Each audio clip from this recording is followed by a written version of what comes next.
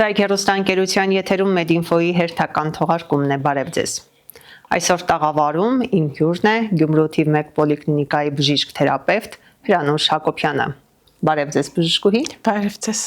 Շնորհակալ ենք, որ ժամանակ գտաք ու ընդունեցիք մեր հրավերը։ Ես էլ եմ շնորհակալ հրավերի համար։ Բժշկուհի, նախ խոսենք, թե պոլիկլինիկայում ինչպիսի ծառայություններ են նախ եւ առաջ մատուցվում։ Պոլիկլինիկական ծառայությունը կամ առողջության առաջնային պահպանումը առողջապահական ոլորտի կարևորագույն օղակներից է։ Այն ընդգրկում է մի շարք ծառայություններ եւ իհարկե խիստ կարևոր է հիվանդությունների կանխարգելման համար։ Պոլիկլինիկայում իրականացվում են հետեւյալ ծառայությունները։ Նախ թվարկենք. առողջության պահպանում կամ հիվանդությունների կանխարգելում, հիվանդությունների վաղ հայտնաբերում, դիսպանսեր հիվանդների, խրոնիկ հիվանդների շարունակական հսկողություն, պատվաստումային գործընթացի իրականացում, տարբեր ուղեգրումներ անտիֆունկցիոնալության գնահատման համար, ստացիոնար բուժման անհրաժեշտ հիվանդների ուղեգրում, հատուկ դժվարամատչելի հետազոտությունների ուղեգրում, համապատասխանաբար անվիճար դեղորայքի դուրս գրում նման հիվանդներին, ինչպես նաև պոլիկլինիկային դիմում տարբեր հիվանդություններով տառապող անձինք, հիվանդությունների հետազոտություն, ախտորոշում եւ բուժում։ Այժմ փորձենք խոսել առանձին։ Ինչպես գիտենք, բազմիցս խոսվել է, խիստ կարևոր է առողջության պահպանումը կամ այլ կերպ ասած հիվանդությունների կանխարգելումը։ Այն շատ ավելի դյուրին է, քան հետագայում հիվանդությունների բուժումը։ Իսկ դրա համար խիստ անհրաժեշտ է, որ բնակիչը պոլիկլինիկա դիմի ոչ միայն, երբ առկա են տարբեր գանգատներ, այլ պարզապես կատարի կանխարգելիչ այցեր։ Երբեմն բնակիչը կանխարգելիչ այցը կատարում է իր նախաձեռնությամբ, սակայն ավելի հաճախ կանխարգելիչ այցերը կատարվում են մեր բուժքույրերի ակտիվ աշխատանքի շնորհիվ։ Կանխարգելիչ այցերը խիստ կարևոր են, որպեսզի մեր բնակիչներին տրվի համապատասխան խորհուրդներ, գիտելիքներ, առողջ ապրելակերպի վերաբերյալ, ռացիոնալ սնուցման վերաբերյալ, բացատրվի, թե ինչպես պետք է պայքարել վնասակար սովորույթների դեմ, ինչքան կարևոր է պայքար նստակյաց կյանքի դեմ, ավելորդ քաշի դեմ։ Մի կողմից խիստ ուրախալի է, որ մեր բնակիչների մակարդակը առողջապահական գիտելիքների առումով վերջի տարիներին բարձրացել է։ Դեր է խաղում տեղեկատվական ինֆորմացիաների հասանելիությունը։ Հիվանդները հաճախ մեր բնակիչները դեռ հիվանդ չասենք, փորձում են համացանցային տեղեկատվություն ստանալ հիվանդությունների մասին, ճանաչել իրենց օրգանիզմը, սակայն կան նաև նշված հարցի բացասական կողմը, երբ խորանում է բժշկական ինֆորմացիան այն աստիճան, որ հիվանդները փորձում են ինքնաբուժությամբ զբաղվել։ Եվ եթե մենք առաջ պայքարում էինք, որ հիվանդը անմիջապես դիմի բժշկին, չլսի հարևանին, բարեկամին կամ թեկուզ տեղատան աշխատողին, տեղագործին, հասկացնել հիվանդին, որ բուժում կարող է նշանակել միայն բժիշկը, ապա այժմ այդ հանգամանքին գումարվել է նաև համացանցային բուժումը։ Եվ մեր բնակիչները պետք է գիտակցեն, որ սխալ բուժման դեպքում ինքնաբուժությամբ զբաղվելու պատճառով մեզ դիմում են արդեն ավելի ուշացած դեպքերում եւ բուժման արդյունավետությունը նման պարագայում խիստ ընկնում է։ Ուշացած եւ բարդացած դեպքերում։ Այդ ձեր խոսքում նշեցիք, որ սեփական նախաձեռնությամբ են գալիս, հայ, եթե ոչ, նաև բուժքույրերն են միջամտում։ Բուժքույրերի պարտականության մեջ է մտնում։ Այսինքն զանգում են, զանգով հրավիրում են։ Հիմա ասեմ, մի դրական տեղաշարժել կա, ես խիստ դրական եմ դա համարում, որ նախկինում տեղամասային սկզբունքներ գործում։ Այսինքն ամեն բնակիչ պետք է դիմեր այն բժշկին, որ սպասարկում էր տվյալ տեղամասը։ Այնուհետև տարիներ առաջ արդեն մտցվեց այն երևույթը, որ բնակիչը ինքն ընտրում է իր բժշկին։ Եվ դա խիստ կարևոր է այն առումով, որ պետք է վստահի, դա ուզում ասել, պետք է վստահի իր բժշկին, վստահությունը պետք է լինի անսահմանափակ։ Այսինքն ցանկացած խնդրի դեպքում, լինի դա առողջական խնդիր, թեկուզ կանխարգելի ճայթերի դեպքում, պետք է դիմեն իրենց բժշկին։ Եվ իհարկե տվյալ բժշկի մոտ կա կցագրված որոշակի բնակչություն եւ բուժքույրը պարտավոր է իր աշխատանքի մեջ է մտնում, եթե տվյալ բնակիչը այդ չունի տարվա ընթացքում, հնարավոր է չի հիվանդացել, չի դիմել, տվյալ դեպքում իհարկե հեռախոսազանգերի միջոցով բուժքույրը տվյալ բնակչին պարտավոր է կանչել պոլիկլինիկա իր կանխարգելիչ այցը կատարելու համար։ Ընդհանուր առմամբ դիմելիությունը ինչպիսին է ցուցանիշը։ Դիմելիությունը պոլիկլինիկաներում դա կփաստեն բոլոր պոլիկլինիկական ծառայության բժիշկները խիստ բարձր է։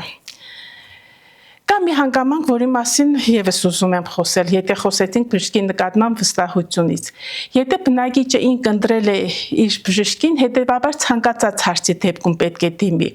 Երբեմն լինում են դեպքեր, սա ցավոտ հարց է, դրա համար եմ ուզում անդրադառնալ։ Երբ տվյալ բնակիչը հիվանդը շրջանցելով պոլիկլինիկական ծառայությունը անմիջապես դիմում է ստացիոնար բուժման։ Այնպիսի հիվանդությունների դեպքում, որոնք հնարավոր է, որ լիարժեք բուժվեին արտահիվանդանոցային պայմաններում, դրանով ծանրաբեռնելով ստացիոնարի աշխատանքը։ Սակայն մենք ունենք նաև դրա հակառակ կողմը։ Երբ հիվանդի մոտ այն հիվանդություն է ախտորոշված, պաշտացած ձևով, որ մենք արդեն ուղեգրում ենք հիվանդի ստացիոնար բուժման։ Տվյալ դեպքում է հիվանդը հրաժարվում է ստացիոնար բուժումից։ Հրաժարվում է ստացիոնար բուժումից, խնդրում է, պահանջում է, որ իր բուժումը իրականացնենք պոլիկլինիկական պայմաններում։ Իսկ պարզ է, որ պոլիկլինիկան չունի այն հնարավորությունները, հետազոտությունների այն ծավալը, եւ որ առավել կարևոր է որոշ հիվանդությունների դեպքում անհրաժեշտ է 24-ժամյա հսկողություն, որը անհնար է իրականացնել արտահիվանդանոցային պայմաններում։ Չափից դուրս վստահությունը այնքան էլ ընդունելի չէ։ Ահա, ու ես դրան ուզում եի դիմել մեր բնակիչների, որ եթե դուք ընտրել եք տվյալ բժշկին ձեր որպես ընտանեկան բժիշկ, ցանկացած հարցի դեպքում դիմեք պոլիկլինիկա։ Եվ արդեն ձեր ընտրած բժիշկը կորոշի ձեր հիվանդությունը որ ստադիայում է, ինչպիսին է, բարդացած է թե ոչ, եւ ինքը արդեն կորոշի բուժվել պոլիկլինիկայում թե ստացիոնարում։ Այսինքն բժշկի խոսքը պետք է վճռորոշ լինի հիվանդի համար, վստահությունը պետք է այդ աստիճան լինի։ Չնայած մենք ունենք հիվանդներ, որոնք ցանկացած հարցի համար դիմում են, անգամ Երևան, որ հիվանդանոցը գնանք, որ բժշկի մոտ գնանք։ Դա արդեն ձևավորված մտերմիկ հարաբերությունների շրջանակ։ Ես կուզենամ, որ այդ շրջանակը ավելի լայնանա։ Դրանով եւ ստացիոնարի աշխատանքը թեթևացնենք, անտեղի պոլիկլինիկական ծառայությունով բուժվող հիվանդների խոսք չլինելու համար եւ ծանր հիվանդները բուժվեն ստացիոնարում։ Այո։ Հաճախ որ հիվանդություններով են ավելի շատ դիմում։ Պոլիկլինիկա դիմում են հիմնականում սիրտանոթային հիվանդները, շնչառական համակարգի հիվանդություններով, վերջի տարին ալերգիկ ռեակցիաներն են շատացել, թե մաշկային դրսևորումների ձևով, թե ալերգիկ ռինիտների, սեզոնային ռինիտների, բրոնխիտների, ասթմայի ձևով։ Հենաշարժական համակարգի հիվանդություններն են շատ, աշտրոզները, արթրիտները, օստեոարթրիտները։ Ռևմատոիդ արթրիտը իհարկե ռևմատոլոգի կողմից ախտորոշված հետագա բուժումը հսկողությունն է իրականացվում պոլիկլինիկայում։ Եվ որ խմբի մոտ է ավելի շատ ձեր թվարկած հիվանդությունները նախանշվում։ Հիմնականում պոլիկլինիկայի դիմելիությունը, եթե անկեղծ ասեմ, մեծահասակներն են ավելի շատ դիմում, 60 եւ անց տարիքը։ Դա կապված նաեւ քրոնիկ հիվանդների հետ, որոնք դիսպանսեր հսկողության տակ են։ Դիսպանսեր հսկողության տակ են իշեմիկ հիվանդները, հիպերտոնիկ հիվանդները, դիաբետիկ հիվանդները, որոնք տարվա ընթացքում պետք է անցնեն իրենց համապատասխան հետազոտությունները։ Լինի դա գլյուկոզայի որոշումը, խոլեստերինի որոշումը, էլեկտրասրտագրությունը, համապատասխան հիվանդների դեպքում ակնահատակի ստուգումը, հետագա բարդությունները կանխելու եւ հիվանդին բացատրելու, որ եթե ինքը գտնվի հսկողության տակ, համապատասխան անցնի հետազոտությունները, կատարի բժշկի բոլոր խորհուրդները, կանոնավոր ստանա բուժումը, ապա շատ հավանական է, որ կյանքի ընթացքում ինքը լուրջ խնդրի չի հանդիպի, այսինքն հիվանդությունները քրոնիկ ընթացքով էլ կընտանան առանց սրացումներ տալու։ Իսկ սուր հիվանդություններից գիտենք վերջի ամիսներին սուր շնչառական վարակներն են, խիստ տարածվել, երբեմն պարզ սուրշնչարական վարակների ձևով, ռինիտներ, նազոֆարինգի, տրախեիդ, երբեմն պաշտածած ձևով, պաշտածումները սինուսիտներով, բրոնխիտով, թոկաբորբերով, ավելի հաճախ փոքրիկների երեխաների մոտ։ Այս նման հիվանդությունների կանխման համար իհարկե պատվաստումների դերն է շատ մեծ եւ այդտեղ եւս մեծ աշխատանք ունի կանելու պոլիկլինիկայի բժիշկը, բուժքույրը, դարձյալ ինֆորմացիայի տրամադրում, դարձյալ խորհուրդներ, վերջապես փոքրիկների ծնողները, նաեւ մեծահասակները, որոնք պետք է անցնեն պատվաստումներ, պետք է գիտակցեն, որ պատվաստումը ոչ միայն իրենց կաբահովի հիվանդանալուց, այլ նաեւ ոչ պակաս կարևոր է կկանխի բռնկումների առաջացումը, եթե պատվաստման տոկոսը ցածր լինի։ Այստեղ եւս մեծ է եւ բժիշկներից եւ բուժքույրերի աշխատանքը նման գործընթացը կազմակերպելու համար։ Պետք է գիտակցեն։ Այդ գիտակցումը կա։ Գիտակցումը որոշ անձանց մոտ կա, այդտեղ ավելի վստահ չեմ կարող ասել, բայց դժվարությունները շատ են։ Գուցե համացանցային ապակա տեղեկատվություն է նաև մայրիկներին հետ կանգնեցնում պատվաստումների տանել իրենց փոքրիկներին, բայց աշխատանքների շնորհիվ մենք կարողանում ենք ապահովել ոչ լիարժեք ձևով, բայց առաջընթաց կա իհարկե։ Այսինքն շատ կան ծնողներ, ովքեր չեն բերում իրենց երեխաներին, այդ հատուկ օրացուցային նշումներով պատվաստումներին։ Մանկական բուժքույրերը հրավիրում են, բացատրում են, հաճախ զիջում են ծնողները, հասկանում են, որոշ դեպքերում անհնար է դառնում, բայց դրական առաջընթաց մենք նկատում ենք։ Ես ուզում եմ մենք վերադառնանք մեր թեմայի այն հատվածին, որ նշեցինք բուժառուները հիմնականում գալիս են, պոլիկլինիկա, ոչ միայն երևի բժշկի նկատմամբ վստահություն ունենալու, այլև հետազոտությունները անվճար անցնելու այդ հանգամանքն է միգուցե նրանց ստիպում, որպեսզի անընդհատ իրենք պոլիկլինիկա գան։ Հնարավոր է նաև նման այցեր, երբեմն լինում է բնագիճը կամ ինքնուրույն է որոշում, որ մի հատ արյան անալիզ տա, մի հատ էխոսկոպիա անցնի, կամ որևէ ծանոթ բժիշկ է նաև խորհուրդ է տվել հետազոտություններ լինում են։ Այցը իհարկե լինում են նաև դրա համար։ Այստեղ արդեն դարձյալ բժիշկներից բացատրում ենք, թե որ հետազոտության կարիքը կա նորից։ Պետք է դիմի բժշկին, նայում ենք հիվանդին, հետազոտում եւ հետազոտության տվյալներից ելնելով բացատրում, որ այո, այս անալիզը քեզ պետք է, եթե դու ունես այսքան գատը, իսկ այս անալիզը իմաստ չունի։ Անտեղի դու չես անցնի, դա պետպատվերը, եթե իրեն ցանկությամբ են կարող են գնալ վճարովի ասել, դա այլ հարց է, բայց դարձյալ բժշկի խոսքը դեպի ճրական լինի, թե որ հետազոտությունն է անհրաժեշտ տվյալ անձին, հիվանդին, իսկ որը ոչ։ Բացի անվճար հետազոտությունից նշեցիք նաև դեղերի անվճար տրամադրում։ Գործընթացը ինչպես է կազմակերպվում։ Գործընթացը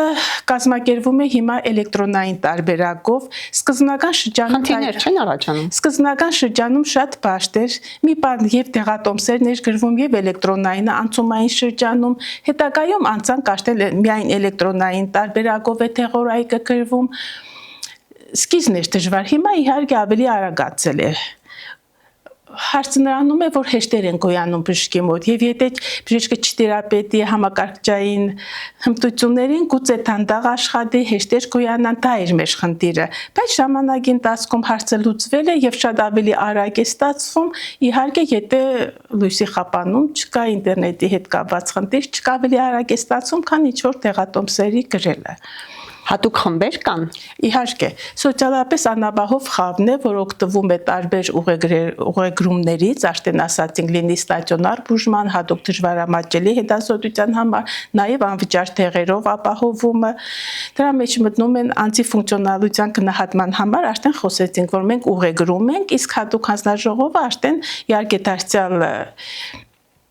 էլեկտրոնային տարբերակով որոշվում է անտիֆունկցիոնալության սահմանափակման աստիճանը եւ դրանից ելնելով արդեն տրամադրվում են անվճար դեղերը։ Բացի պետպատվերով իրականացվող այս օգնությունից կան նաեւ հումանիտար դեղեր, որոնք պոլիկլինիկաները ժամանակ առ ժամանակ ստանում են եւ արդեն նման դեղերը, հումանիտար դեղերը տրվում են բոլոր հիվանդներին բժշկի ցուցումով, անկախ հաշմանդամության խումբ ունենալ, չունենալուց կամ նպաստառու լինել, չլինելուց։ Կան նաեւ կենտրոնացված բացված տեղեր պետության կողմից տրվում է, դա արդեն հատուկ հիվանդների համար, պարբերական հիվանդությամբ տառապող, ཉաշտային որոշ հիվանդությունների ժամանակ դիաբետիկների համար, որ խիստ կարևոր է, բոլոր անվճար, իսկ դիաբետիկ շաքարային դիաբետը տարի հիվանդություն է համարվում, հիվանդները շատ են, տվյալ էնդոկրինալ ներսատաբանական կաբինետը գործում է մեծ ծանրաբեռնվածության,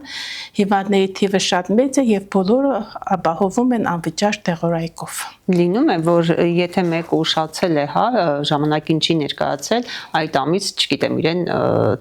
տեղ չհասնի։ Այսպես ասեմ, հիվանդը եթե չի գալիս, տեղորայքը չի գրվում։ Այսինքն ինքը այս կամ այն կերպ կամ գնել է, կամ ինչ որ մեկից է վերցրել, կամ ինքը կարիքը չի ունեցել ստանալու։ Այսինքն հետագայում խնդիրներ չեն ծագում։ Չէ, կարող երբեմն լինում որ գալիս ասում անցյալ ամսվանը չեմ ստացել, հիմա չի գրի։ Անցյալ ամիս անցել է, դու որ տարար ինչ։ Այս ամսվանը կգրենք, որ դու արդեն կշարունակես ստանալ քո տեղորայքը։ Լինում է, բայց դա ինչ որ լուրջ խնդիր չէ։ Դա եթե հիվանդը չի եկել, ոնց գրենք տեղը, ոնց իրեն հասցնենք։ Ուրեմն կարիքը չի ունեցել, չնայած եթե լուրջ հիվանդ է, հսկողությունը պետք է, լինում է, որ բուժքույրը սանգում ասում ինչի չեք եկեք, ճնշման տեղը պետք է, այդ ասպարեզում է մենք մեր հիվանդներին դարձյալ մենք հաջողության հասել ենք։ Հիվանդները պետք է գիտակցեն, որ շաքարային դիաբետը ինչ որտեղ իրեն գիտակցում են, բայց հիպերտոնիկ հիվանդը գիտակցում է, թե այդ պահին բարձր է սարքերակային ճնշումը, բժիշկը նշանակեց բուժում 10 օր խմես հիվանդությունը կվերանա։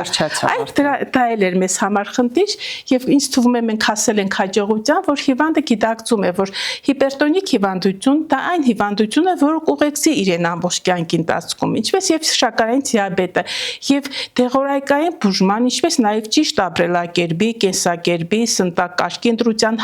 հարցը կայանում է նրանում, որ մենք կանխենք բարդությունների առաջացումը, հիվանդության սարկացումը, հիպերտոնիկ հիվանդության դեպքում նվազեցնենք հիվանդության կրիզային ընթացքը դրանում է կայանում։ Եվ եթե խոսեցինք դիաբետի եւ հիպերտոնիկ հիվանդության համար անդրադառնանք, որ կարևոր է պոլիկլինիկական պայմաններում սկրինինգային ծրագրերի անցկացմանը։ Սկրինինգային ծրագրերի իմաստը կայանում է վաղ հայտնաբերել հիվանդությունները։ Եթե ինչքան վաղ հայտնաբերվի հիվանդությունը, այնքան հեշտ կլինի այն բուժելը, չթողնել բարդությունների առաջացումը, հիվանդության խորացումը։ Սկրինինգային ծրագրերից է տոնոմետրիան, սարքերակային ճնշման չափումը, գերճնշումային հիվանդությունը վաղ հայտնաբերելու նպատակով։ Ցանկացած այցի դեպքում բնակչի լինի դա կանխարգելիչ այց, որ խոսեցինք, թե հիվանդության հետ կապված պարտադիր կատարվում է տոնոմետրիա։ Իմաստը դարձյալ ասում եմ, դա հիվանդության վաղ հայտնաբերումն է, որ հնարավորություն կտա կանխել հետագա ընթացքը եւ միանգամից բացատրել հիվանդին տալ խորհուրդներ, որ ինքը միշտ պետք է գտնվի հսկողության տակ, դեղորայքը միշտ ստանա, գուցե ընթացքում լինի դեղորայքի փոփոխություն, տեղաչափի փոփոխություն, բայց այն, որ պետք է տեղորայքը միշտ ստանա, դա ինքը գիտակցի ընդունի։ Սկրինինգային ծրագրերից է նաև գլյուկոմետրիան, գլյուկոզայի որոշումը, ծայրամասային այրան մեջ շաքարային դիաբետը վաղ հայտնաբերելու համար։ Փափկսուկը իհարկե գինեկոլոգիայում արգանդի վզիկի քաղցկեղը կանխարգելելու համար, ոչ թե կանխարգելելու, վաղ հայտնաբերելու, հետագա բուժումը անցկացնելու համար։ Կատարվում է նաև արագ տեստեր, հեպատիտ C-ի, միավարակի, սեռավարակների հետ կապված արագ տեստերը դարձյալ վաղ հայտնաբերման համար եւ սա նույնպես շատ կարեւոր է հիվանդությունները հայտնաբերելու եւ հետագա բարդությունները կանխելու համար։ Ուղեգրերի տրամադրումը այս գործընթացը ինչպես է կազմակերպվում։ Ուղեգրերի տրամադրումը լինում է, որ հիվանդը հիվանդությամբ դիմում է մեզ, մենք հետազոտում ենք, բուժումներ անցկացնում, բայց սակայն լինում են դեպքեր, երբ արդեն մենք զգում ենք, որ անհրաժեշտ է ստացիոնար բուժում կամ դիմում է հենց այն աստիճանում, երբ անհրաժեշտ է ստացիոնար բուժում։ Այդ դեպքում մենք էլեկտրոնային եղանակով Պետպատվերի ուղեգրով ուղեգրում ենք համապատասխան ստացիոնարը։ Բայց լինում են նաև դեպքեր, երբ հիվանդը հետազոտվել է որևէ նեղ մասնագետի մոտ եւ նեղ մասնագետի ցուցումով է գալիս, իհարկե նեղ մասնագետի կողմից գրանցված եւ ախտորոշումը եւ ինչ կամ հետազոտություն է պետք, թեկուզ հատուկ դժվարամատչելի համար, որ մենք ուղեգրում ենք, կամ ստացիոնար բուժում է պետք եւ հիմք ընդունելով նշված բժշկի գրությունը մենք դարձյալ կազմակերպում ենք ստացիոնար բուժումը կամ հատուկ դժվարամատչելի հետազոտություն լինի դա համակարգչային տոմոգրաֆիա կամ MRT կամ մեկ այլ հետազոտություն։ Ուղեգիրը ինքն իրենից ենթադրում է արդեն անվճար սպասարկում։ Ուղեգրումը իրենից ներկայացնում է դա հենց պետպատվերի ուղեգիր է կոչվում եւ դա իրենից ենթադրում է անվճար ստուգում։ Որոշ ստացիոնար բուժումները իհարկե անմիջապես է ուղեգրումը ընդունվում, հատուկ դժվարամատչելի դեպքում նայած հիվանդի վիճակից կարող է լինել հեշտագրում, համենայն դեպս հիվանդը ուղեգրով գնում է, հերթագրում են, հետո անցնում է, հետո պատասխանը արդեն վերադառնում է նորից մեր մոտ։ Բժշկուհի Հակոբյան, ինձ արդեն հուշում եմ, որ մեր ժամանակը մոտեցել է իր ավարտին, շնորհակալ եմ շատ հետաքրքիր զրույցի համար եւ ես վերջում կուզենայի, որպեսզի մի փոքր կոչով հանդես գայինք հեռուստադիտողներին, ինչպես անենք, որ հնարավորինս կանխենք ցանկացած հիվանդություն։ Ես կխնդրեի, որ բնակիչները ավելի հետևողական լինեն իրենց առողջության վերաբերյալ, իսկ իրենց հարաբերությունները իրենց կողմից նախընտրված բժշկի հետ կառուցեն փոխադարձ հարգանքի եւ անվերապահ վստահության վրա։ Միայն այս մոտեցումը կարող է բերել արդյունավետ բուժման երաշխիքի։ Շնորհակալ ենք։ Ես էլ եմ շնորհակալ։ Հարգելի հեռուստադիտողներ, իսկ ես ձեզ հիշեցնեմ, որ Medinfo-ի տաղավարում այսօր հյուրընկալել էին Գյումրու թիվ 1 պոլիկլինիկայի բժիշկ թերապևտ Հրանուշ Հակոբյանին։ Medinfo-ն էր եթերում, եղեք առողջ։